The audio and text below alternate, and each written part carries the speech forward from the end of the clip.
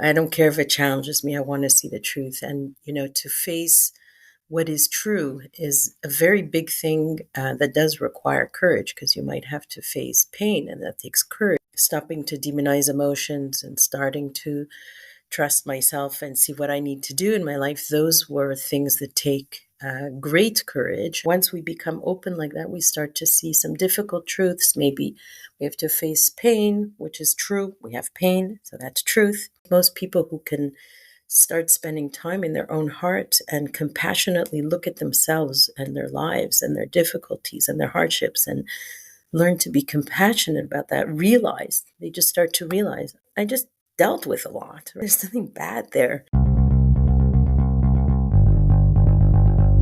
Welcome to the Happy, Healthy Human podcast. I'm your host, Paul Levitn. What do the happiest, healthiest humans all have in common? They are students of success. In my mission to help both you and I become the happiest, healthiest humans we can be, I have studied success at all levels. And after spending over a decade working in the field of human development and flourishing, I can tell you with certainty, success leaves clues. On this show, I investigate and explore the common clues and foundational principles that tie together success in all areas of life. Whether it's happiness, health, wealth, relationships, it's all a part of the human experience. By following these success clues and understanding the underlying success principles, you will find that success is not simply a possibility, it's guaranteed. Every Tuesday, I give you simple, straightforward action steps and tools using these clues and principles of success to help you become the happiest, healthiest human you can be. Sandy Stream is an author and activist whose work is built on the belief that everyone deserves peace and is capable of finding warrior-like strength within themselves. After teaching law for 20 years and raising her 2 children, while facing a life full of adversities and lessons, she decided to turn her efforts towards facilitating workshops for young and experienced adults to encourage them to live in peace and power.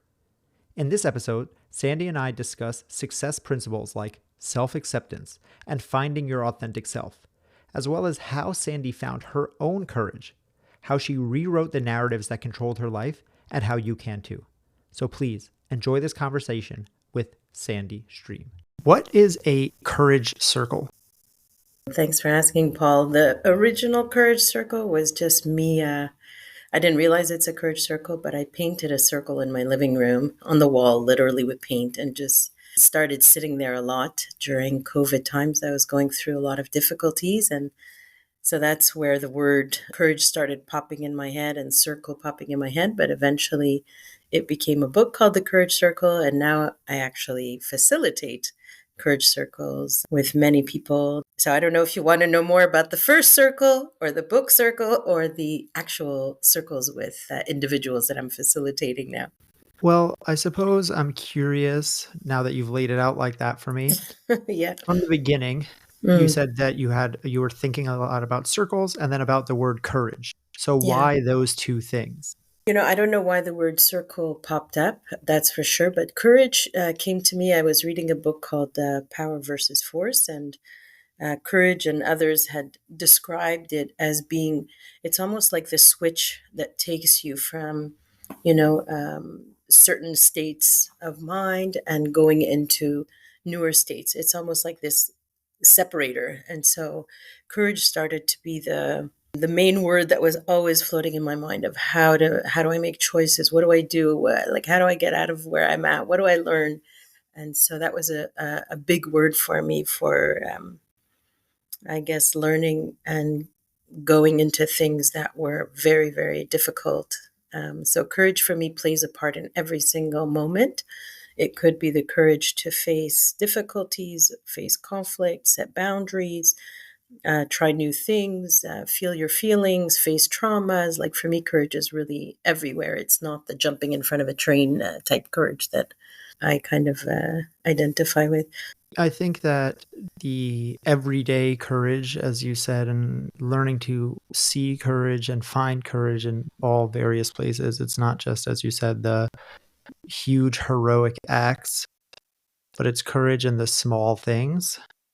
So I'm curious if in your own journey, when you sat down in front of that circle and started to unwrap this stuff, how did you start to position this in your mind to start seeing courage differently than the way that it's been presented to us societally? I think what was happening for me is that I started really being very focused on what is true. So truth was like my, it was like a horse. Like I just want to see the truth. I don't care if it's fun. I don't care if it's comfortable. I don't care if it's easy. I don't care if it challenges me. I want to see the truth. And, to face what is true is a very big thing that does require courage because you might have to face pain and that takes courage. You might have to realize you need to set boundaries or make limits here and there. And so I think basically the focus on trying to find what's true in the deepest sense of the word. And I'm not talking about like, kind of the social media fake news type of truth.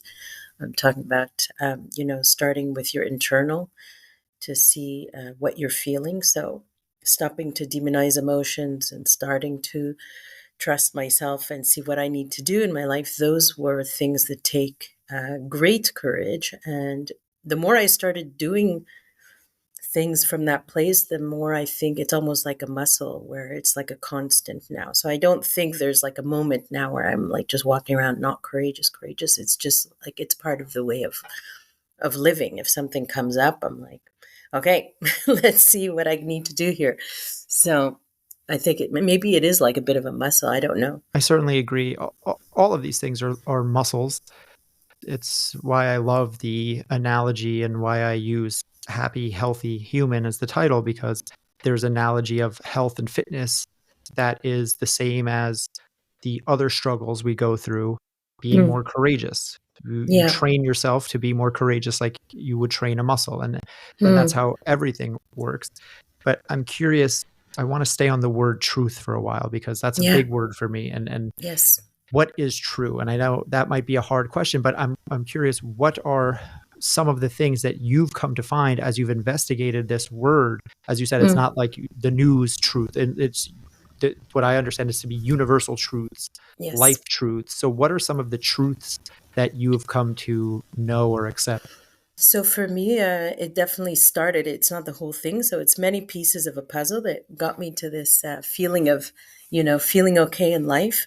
But definitely one of the pieces was to see, where is the truth, first of all? Like literally, where is it? And a lot of people might think the truth is in their thoughts. So I like to, I made a nice picture with an illustrator for the book where we literally drew people walking around with a calculator, like imagine a square for heads. And our calculator is working all day. It's measuring things, comparing things like a calculator would do, right? It's doing calculations, basically. You're taller than me, you're nicer than me, you're this, you're that, whatever. I'm going to compare and I'm calculating two plus whatever. So we often think that this is who we are, and we're not always accessing what I come to experience as the truth, which is in the lower part of the body. So the word I started using, which is I couldn't even find on Google, I think it's like barely been used, but I used the word decorporated. Like we've literally been cut off from our bodies for so many centuries.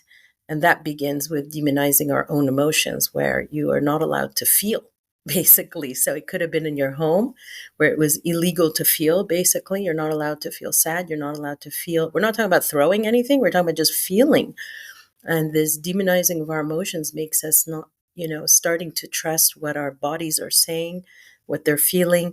And then, of course, we go deeper into our guts and our heart and all these things. And so for me, it was starting to learn to get into in the body. There's so many somatic practices and meditations, etc. But I think beyond that is starting to trust what you're seeing. That's a big one. And again, like most people having had their emotions demonized, most people might have never experienced another human being reflecting some trust in the other of what they might feel they need to do or what they're going through. Like it's immediate. The immediate response is often something that will undo what I just said. So this might seem like no big deal, your emotions and trust, whatever, but it's actually the biggest thing there is. So I can describe to you one thing I do at the beginning of every circle, which I think already sets the tone for everything that we do there, would be one person will share something in the circle, anything. So if you want to try, I don't know, Paul, just share anything you're comfortable to share about your life, if it's okay, if you're willing to do that. It could be easy, hard, it could be anything, just something going on for you.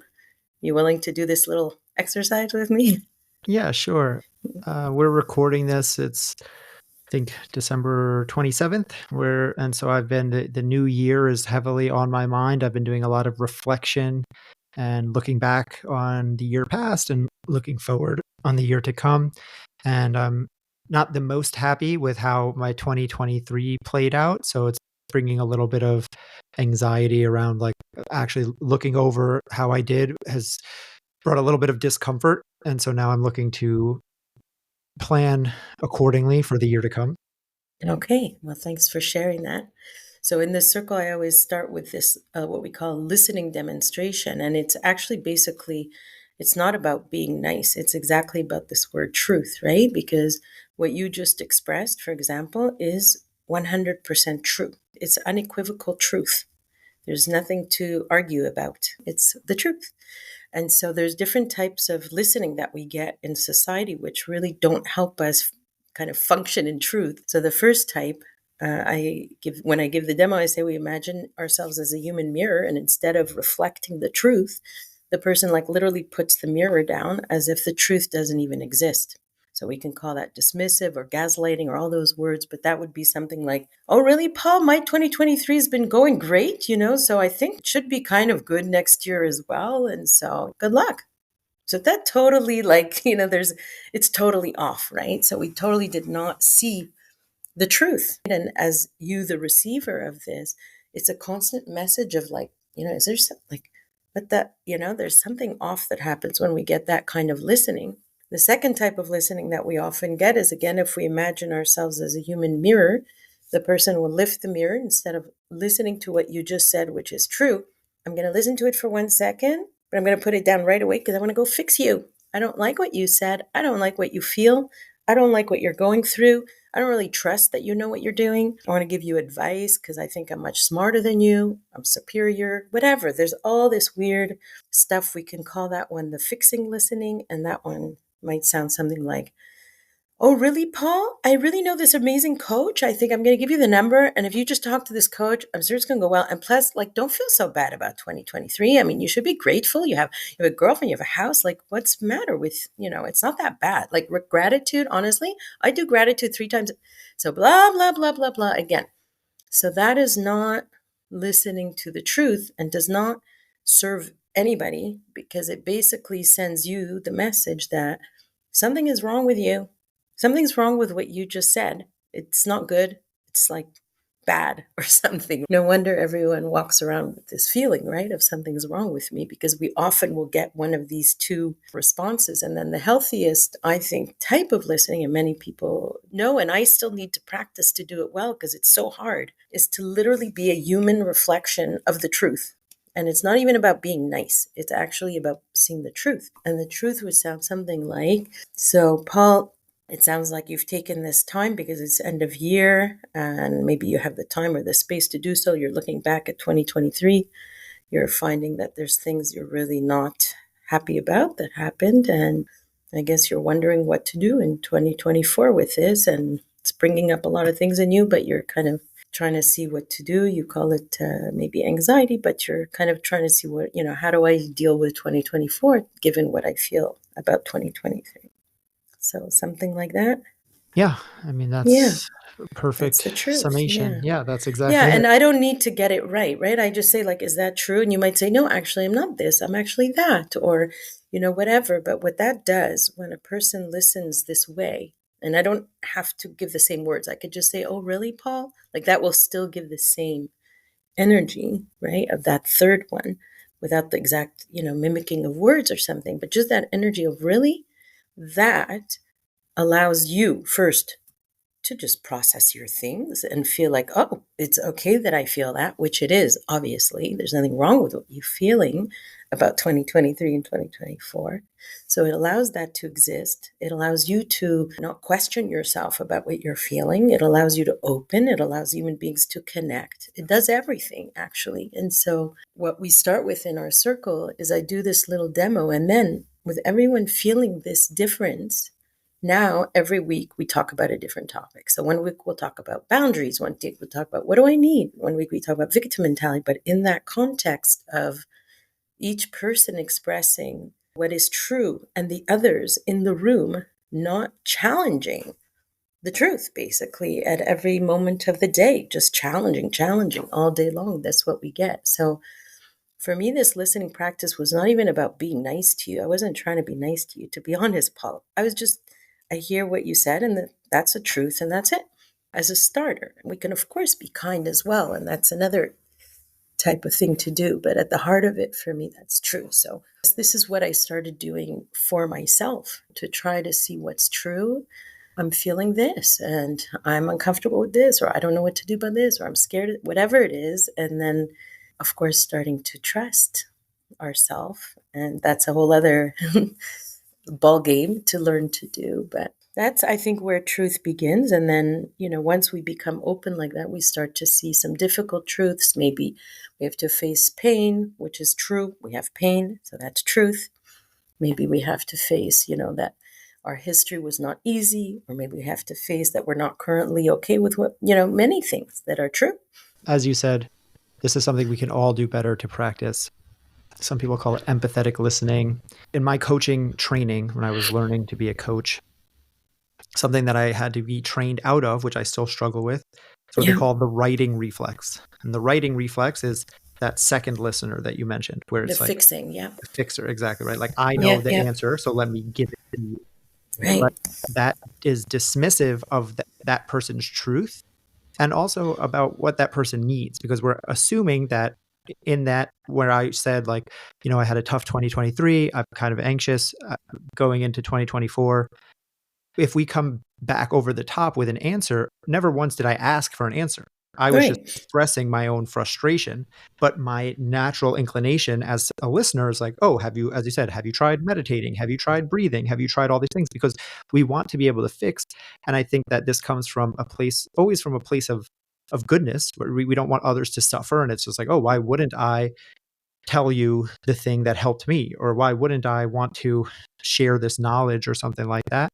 But it's coming to, that's putting our own truth on it, or the truth of like, oh, this person is looking for a solution, but that was never asked. And you moved to trust, which I want to come back to trust in a second, but I want to stay on truth. I like these T words. Yes. I want to stay We on could also use the word tolerate as part of that. Like, I can tolerate you being uncomfortable. Like, I don't need right. to go fix it also, because it doesn't look problematic to me that you are currently dealing with this. Yeah. So I like to tolerate. So it's kind of, those Mm-hmm. kind of go hand in hand to me, because what Yeah. I'm getting at is the ability to be able to sit in that discomfort Yeah. when you have your own truth and Yeah. someone else's truth is different, or when there's something like you mentioned, pain, physical Yeah. pain, right? So Yeah. a lot of times we have physical pain, and my thought process is, well, I must have done something wrong. Right? I hurt my back, so I must be doing something wrong in the gym, or I'm sick, I must have not taken enough supplements or something like that. So when we have these value judgments with the reality of what's going on, how do you start to unwind that and find what is truth versus what is outside of truth? It's a very hard thing, I guess, to start to see in terms of like our thoughts, right? Like, which parts are true, which parts are not true. So that's why for me, it starts with feelings. Like, I feel angry, and I want to understand, why am I angry? And I can look and I can feel, almost like we have a lie detector machine inside. We can feel what's true. Like, I can feel like, I know I'm upset because my friend, whatever. I mean, I know that's why, right? And then we can look for what's true. What do I really need? I mean, we can feel those kind of truths in our bodies, I believe. What's less obvious in terms of what's true or not true, the words you were talking about were more like blaming and guilting and criticizing. Those for me come from that calculator. They're not from truth. And so they come from, information that was put into the brain, usually at a young age, that something is wrong with you. That's the most like common thing I keep seeing over and over and over again, that people walk around feeling something is wrong with them. Whereas my belief is absolutely nothing is wrong with anybody. Like there's just nothing wrong. Like we're perfectly good. And that's it. Like we're not even, I don't even like that word good enough, because it gives a feeling of like, okay, I'm 80%. I'll just kind of settle for that. I'm 80. It's okay. I should be happy with 80. I'm good enough. I don't even believe that. I think we're internally just perfect. And we make mistakes and we're learning in the million things, but internally there's just nothing wrong. And if nobody's treated you that way, so of course you're always thinking that that's true. And so you're trying to fix, the fixing energy you're talking about is literally the one we're pointing to ourselves all the time in the deepest way. Whereas if we come to feel ourselves as being, I'm good inside, I'm good. I don't even have to do anything for that feeling. Then we could start to look at other things. Yeah, you know what? I really made a mistake here. It was a big mistake, but it doesn't impact my points. I don't get points for mistakes, not mistakes, because I'm already okay inside. There's nothing wrong with me inside in my heart, right? And I think most people who can start spending time in their own heart and compassionately look at themselves and their lives and their difficulties and their hardships and learn to be compassionate about that, they just start to realize, I just dealt with a lot. There's nothing bad there. So I think that's really where it starts. And then as for starting to, do away with those critical thoughts, maybe it helps to understand where they came from or who put them in your head, right? And often we can identify where that came from, right? Who was constantly putting down or whatever else. And for me, what I've learned to do, and in the website what I wrote is just to learn to kind of stand up for yourself. And I don't mean stand up for yourself like rah rah rah necessarily, which maybe we have to as well, but literally for your internal self, like for my deep self. Like no more demeaning myself or anyone demeaning me. No, I'm not going to be unkind to myself. No, I'm not. That kind of standing up for yourself, where you start to take care of yourself in a deep way and love yourself in a deep way, that you don't allow that kind of hardness on your person, because you really feel for yourself, because you know what you went through. So why do you want to be hard on yourself? You already know how hard, like everybody's life was hard. Everybody's life was hard. It's a big challenge to be a human being. The concept of it's not that you're quote unquote good enough, because that brings up some sort of disparity, but instead that you're perfect just the way you are. It's not that, okay, you're good enough at 80% and that Yeah. means you're lacking 20%. It means that you're perfect at 80% or 70% or 110% or whatever it is, because what we are able to give is everything is exactly how it's supposed to be for that moment. So everything Yeah. works out the way that it should, because that's the only way that it can. And you said something which was that like, I'm okay. And that's a big thing that, when I teach, my business, my coaching is on self-confidence. And to Yeah. me, self-confidence is just the feeling of I'm going to be okay. I have within me the capacity to figure things out. So no matter what happens, as you said, I've been through hard things in life already. I can deal with more hard things in life. And that to me unlocks a level of confidence that I think is very freeing for people. But this starts with self-acceptance. And I think that's something that a lot of us struggle with, because we can hear someone say, well, Sandy, I understand that's cool for you. You're good how you are, but I'm different because, as you said, it's been programmed into us for whatever length of time since our childhood or something like that. We see everyone else as different, but we are unique. So how do we start people who are struggling with this hurdle of like, I hear you, I'm right there with you for everyone else, but I am still less than. For us, when you're sitting in the room all together and everyone describes their thing and starts behaving compassionately with each other instead of critically and judgmentally, it helps, right? Because it becomes like an example. But I mean, it was a long practice for myself to start to learn to be like just really, really kind to myself. Like it was so big to get to that point because my, I'll call it the word training, it doesn't matter, my training or my whatever by society or caregivers or whatever was always to look outside. Like I would always, see what I've done and does that make me a good person? Like, was I nice to this person? Did I do this good? Oh, I'm so helpful. I'm pleasing this one. So that my definition was coming from my external, how good girl you are or how whatever you are, what points you get or what achievements you get. It's still all external. And then, so I don't know where that switch literally happened, but I absolutely refuse to define myself by that point system. Like, no, I'm not going to, be okay only if I get these degrees and only if I do all these nice things for everyone. And I literally now um, feel like I can sit and do absolutely nothing, like zero, for anyone or anything, and feel the same way. Like I'm fine. And it doesn't mean I'm not going to do anything. I might do plenty of things, but I'm not doing it to get those points to make myself, okay, I'm good enough. If I only help this one, I only do this to this one, I only get this, now I'm good. No, no, I absolutely, refuse to live by that point system. I don't agree with it.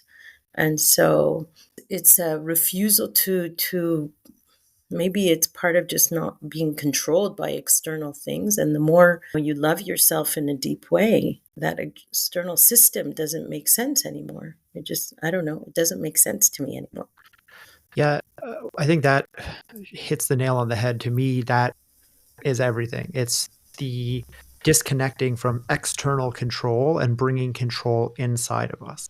So much of life is we're feeling like we're being pushed and pulled and yanked, and I call it, living in reactivity. We're responding to fires, where we're following up on yesterday, and we're figuring out all of these things. And when we're doing that, everything feels very much out of our control, and it's very hard to feel grounded in yourself, because it's like I'm just reacting to everything. Whereas when you can be in more control, I call this being in the driver's seat of life. When you're in the driver's seat, things still happen, but you're able to react to them. But it takes, as you said, a detachment from a lot of the ways that we've been programmed, from societal norms, from the things that we quote unquote should be doing, a lot of the expectations put on us from others. So how did you start to unwind those things, like in your own personal journey? Because Yeah. there has to be some friction there when it comes to what others expected of you, maybe your family, business partners, and things like that. And how did you start to take a stand to be like, no, like it's not about what's expected of me, it's about what I expect of myself? Which reflects all the kind of research I guess I was doing, all the little pieces of the puzzle that came together for me. It wasn't one thing. So all our topics will, there's so many of them that I went through experiencing to get this feeling now. But I think another big one, which is super, super important, is the word accountability. And I know people use this word all the time very loosely, like they use all the words very loosely.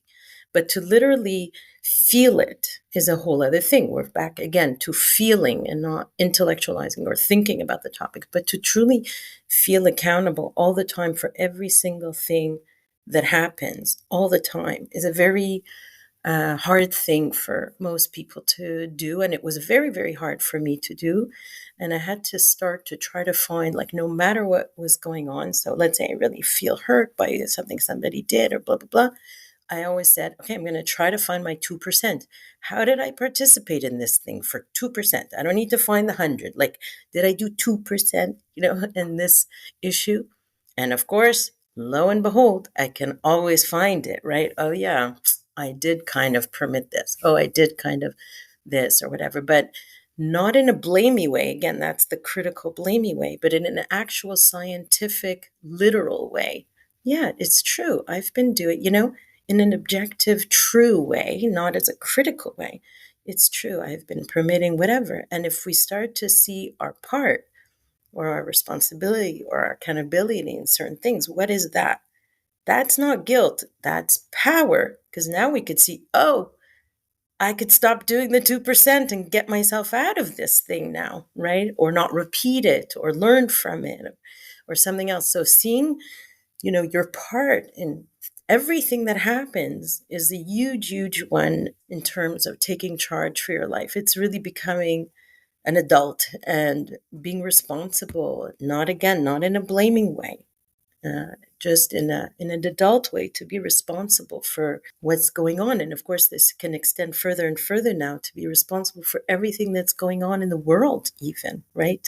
A very wide concept of accountability. So if you're very frustrated about what's happening, Ukraine versus Russia, let's say, so you can take a time and think, how am I playing a part in this war, for example? Am I also super nationalistic, or am I doing whatever? And so this constant learning and looking at ourselves for our participation in everything, for me, is it's a very, very big one for making different choices, right? The more you see it, your choice will be different because you see it. It's very uncomfortable, I think, when people are first faced with this perspective. But to me, Yeah. it's freeing. It's exactly like you said. It's not blaming myself so that I can judge myself or so that I can beat up on myself. It's taking accountability and taking responsibility so that I can change it, because you can't change what you aren't in control of. You don't solve a problem that you didn't help create. If you're at work and something goes wrong and you pass the buck off to someone else, what you're doing is going like, okay, well, that's Susie's problem now. That's Steve's problem. That's Chris's problem. It doesn't matter. But you will never handle that thing. It's human nature when it's not your fault. Very rarely do we take up other people's battles. But instead, if we can sit and say, well, that was Steve's thing, but I'm his supervisor, or I'm his coworker, or he ran that by me and I didn't stop him. Like, now you have skin in the game, and now it's something that you feel inclined to do. And again, I think that that's important, not from a perspective of like, well, you shouldn't have messed up. It's important from a perspective of, we all make mistakes. None of us are perfect. And making mistakes is fine, and failing is fine, and screwing up is fine. It's when we make the same mistakes over and over that it becomes a pattern. And that is something that we want to change, because that is when we become disillusioned and disheartened with life. It's not when something bad happens to us. It's when we feel stuck in the badness and we feel like we've seen this play out over and over and it always plays out the same way. So why even continue trying? And when you don't have any control over the thing, when it's not your fault, when you're just like, well, how could I have any effect on Ukraine and Russia? But it's like, maybe you don't, but maybe you could. How you spend your money. Do the organizations that you shop with support one side or the other?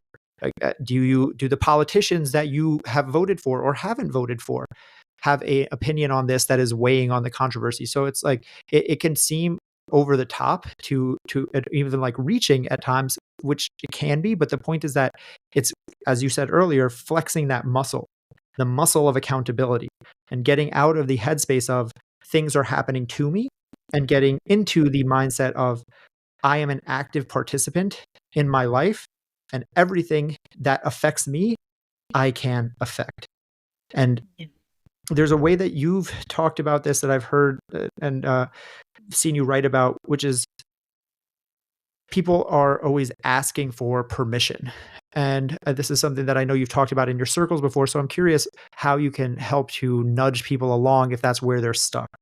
Well, just two quick things, though, I would say about what you're saying, which is all super interesting. But in terms of like the accountability for everything, right? So most of the time, I don't, delve into it necessarily, right? Like I don't spend all my time thinking, okay, how did I cause this? How do I can't, right? Obviously, it would be way too much for me. But just knowing that, makes me, that somehow everything's affecting everything, makes me at least not spend my energy complaining, blaming, etc., and not being, an active participant in the world, right? But we can't always look for that exact detail of how everything is connected. That's very hard, but it at least removes this constant, reflex to blame everything all the time on others. But the other thing you were saying about the mistakes and the manager and all that, but you could see how when I was talking originally about this, like something's wrong with me point system versus I'm fine and good in myself, and I'm allowed to make mistakes, and so what? And it doesn't impact this central goodness of myself. It just means I'm messing up or I made mistakes a million times. So what? But it doesn't. These two different things are at the heart of everything. And so it's very hard for people to take accountability or see mistakes and all that if they're under this system of points, or I'm going to lose a point if I see a mistake, or I'm now going to be whatever. And this is perpetuated by everyone, because every time somebody acknowledges a mistake, you're bashed, punished, degraded, or whatever else, right? So it kind of feeds into that system as well. So it's very hard to actually decide, like, no, I'm not. And all mistakes are, yes, they're mistakes. I'm going to take responsibility. I'm going to try whatever, but they do not impact. I know myself so well, so deeply, and so much in my heart that it's just a mess up. That's it. It's not bigger than that. It's just a mistake. I did my best, and that's what I knew at the time. And I have certainly made my list of mistakes in my life, but I now know that's, it doesn't do anything in the deepest way. And in terms of permission, yeah, I mean, that's a lot of the things I discovered, not knowing that I'm going to discover that when I started figuring all this out, is that really a lot of it is about power. And we're not talking about the power in the politics type words that people use it there. I don't think that's true power. That's force, what's really going on there. But when we're talking about a deep human power that actually exists, there's a lot of it that's there that we keep not using, even though it's right there, right? So one example is, as you said, asking permission. So I'm asking permission to somebody to be myself. That's giving somebody else the key. Here, Paul, you get to decide if I get to sing in the shower and enjoy myself because I love to sing in the shower. Here you go. Here's the power. Take it. Versus, no, I don't need that permission. I can do that. I don't need somebody else. So there's a lot of these things that we do where we hand over. You get to decide to approve of me. You get to decide if I'm this. You get to decide that. And we've given that away to other people instead of, and I mean factually, not, again, people use these words intellectual, but literally, I mean, actually speaking, yes, I actually gave it to this person. And no, I'm going to take it right back and I'm going to have this decision making power internally. And it's hard and it's based a bit on trust. And slowly but surely, we start to realize that if we listen to ourselves, that leads us in a better direction. Better doesn't mean necessarily you'll have success right away or whatever, or maybe ever, but you start to feel right about yourself. You feel like I'm doing the right things. My conscience feels good. I'm feeling like I'm following myself. Things start to feel right. I don't mean right, wrong. Just you start to feel at ease internally. And for me, that's the goal of the game. Mhm. That's the goal of life, not to be happy, not to whatever success, for you to walk around every single moment of the day feeling at ease. Can you feel at peace with yourself? And the only way to do that is to start being honest and truthful with yourself and make choices based on that truth. And well, what happens, happens. That's the way I see it. Other than that, because my job is not to fix the world or change the world or control anything, or just to find how can I live in peace myself, and whatever I have to do for that, that's what I do basically every minute. I mean, I love that. I think being at ease, ease is a big word for me. I actually Mm-hmm. released a podcast recently about that I made an entire framework that I call easier and how to make Mm-hmm. everything easier. I think people always think like work harder, do more, grind, grind, grind. It's like, what if we just made things easier? So for anyone listening, I made a checklist for easier habit building that I'll include in the show notes that anyone can download for free. Just go and click easier habits and routines. But the last thing I want to ask you, Sandy, you've given us so many little tidbits already, so you can feel free to repeat something that you've already mentioned or bring something new to the table. But if you had one action step that you could leave listeners with right now, today, as soon as this episode ends, as soon as they take their headphones out to start living a happier, healthier life, what would it be? I guess just to listen to yourself. You have an internal system that's made to guide you, and to just start to listen and trust that internal system. Because for one person, living in ease might be, I need to take a year off work now. I'm not feeling well. And the other person might be, I need to stop talking to this person. It's toxic for me. And the other person. So just starting to listen, love yourself deeply and listen to yourself deeply. I do believe each person is best guided by their internal knowledge, right? We can feel what's good for us when we love ourselves. So that's what I would say.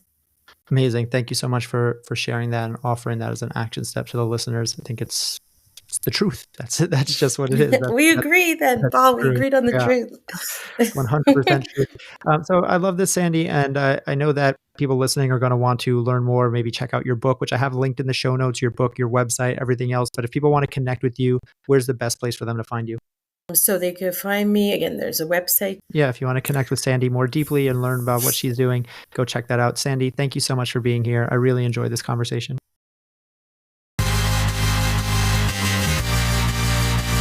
That's it for today. Thanks for listening. If you enjoyed this episode or got value from it, you can support the show by sharing it with a friend and giving them the gift of a happier, healthier life. You can also leave a rating and review on Spotify or Apple Podcasts. That helps boost the show on those platforms so more people can discover it and we can all grow together. I'll see you back here every Tuesday and Thursday morning. And until then, stay happy, stay healthy.